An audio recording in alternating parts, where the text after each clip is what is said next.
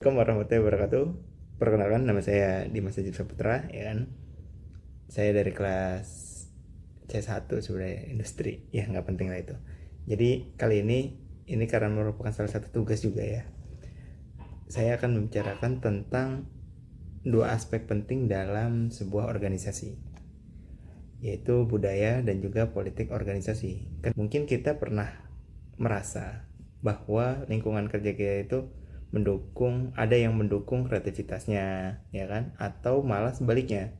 Jadi ide-ide baru itu nggak didukung, ya kan, nggak didukung, dan juga malah jadi minder kita buat mengeluarkan suara. Tapi yang pastinya setiap orang ingin yang namanya punya tempat kerja yang nyaman dan juga dimana saling mendukung. Nah, pertama yang perlu dalam di situ itu adalah budaya organisasi. Budaya organisasi itu apa? Budaya organisasi itu merupakan nilai, norma, dan juga kebiasaan yang membentuk cara kerja atau interaksi yang ada dalam sebuah tim. Jadi ibaratnya ya kayak misalnya entah budaya organisasi ataupun budaya masyarakat, berarti itu tandanya budaya itu adalah ciri-ciri kebiasaan yang ada dalam masyarakat. Ya ibaratnya DNA lah, DNA-nya organisasi itu gitu. Misalnya kalau perusahaan yang terkenal yang kita tahu itu kayak Google kan terkenal dengan budayanya yang sangat kreatif, ya kan, entah itu tempat kerjanya dari karyawan yang sangat ada ya, fasilitasnya banyak lah, fasilitas yang bisa meningkatkan kecerdasan karena dia diminta untuk bukan kecerdasan, sorry, tapi untuk kreativitas karena diminta untuk berpikir out of the box. Atau perusahaan besar di Jepang kayak misalnya Toyota yang menerapkan yang namanya dikenal budaya kerja continuous improvement atau biasa dikenal dengan Kaizen. Nah, budaya ini yang baik itu pasti akan meningkatkan loyalitas pada karyawan. Jadi karyawannya akan loyal kalau budaya tempat kerjanya itu baik. Nah, sedangkan budaya yang buruk bisa menyebabkan turnover. Maksudnya apa? Stres, ya kan. Terus malas kerja. Ya, jam teng bel pulang beneran langsung pulang gitu. Nah, selain itu juga ada juga namanya politik di dalam organisasi. Politik itu merupakan upaya yang dilakukan oleh individu atau maupun kelompok untuk mendapatkan pengaruh, ya, seringkali untuk mencapai tujuan tertentu. Ini nggak hanya, tapi ya politik itu nggak selamanya, kalau kita dengar tentang pemerintah, atau nggak selamanya buruk, tapi nggak selamanya juga baik. Sebentar.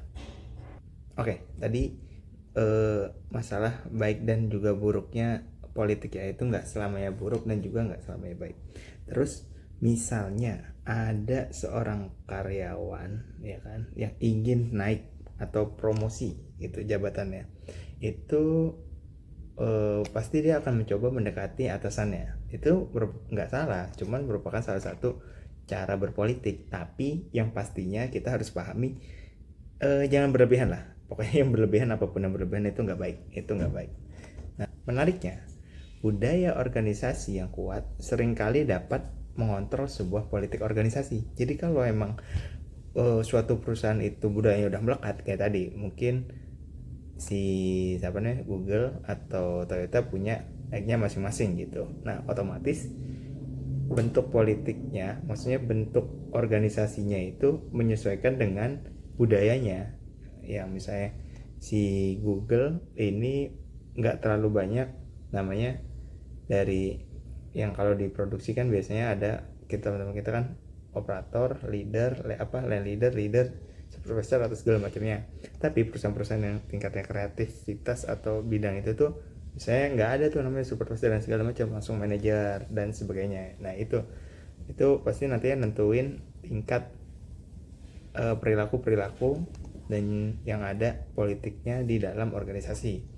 Namun terlalu banyak kontrol juga bisa bikin yang pastinya karena ya tadi nggak fleksibel. Kalau misalnya gue terlalu banyak ide, sedangkan dia pengennya cepet, ya kan, bergerak cepet, itu nggak fleksibel. Makanya dia menghilangkan itu. Ya, jadi keseimbangan itu kuncinya lah. Salah satu tipsnya untuk misalnya berpolitik itu, yang pertama yang pasti membangun hubungan yang baik dengan sama orang lah, teman kerja kita atau atasan kita atau bawahan kita. Terus pahami budaya yang ada di situ. Misalnya ya budayanya kita yang tadi lah di tingkat untuk kreativitas, tapi kita itu lama pengennya kerjanya stepnya dikit-dikit ya kan, itu nggak bisa. Kita harus nyesuaiin posisi tempat kerja kita gimana. Terus fokusnya itu ke kolaborasi daripada kita ciptain persaingan dengan teman sendiri ya kan. Lebih baik kita berkolaborasi misalnya sama divisi A, sama divisi pengembangan ini, divisi kualitas ya, daripada senggol-senggolan mendingan kita fokus kolaborasi gimana biar lebih baik gitu. Terus komunikasinya dibuat yang efektif ya, yang jangan terlalu membicarakan ya hal-hal yang nggak perlu, atau bikin runtutan acaranya runtutan kegiatan itu yang jelas gitu. Terus menjadi orang yang kredibilitas dan juga integritasnya terpercaya.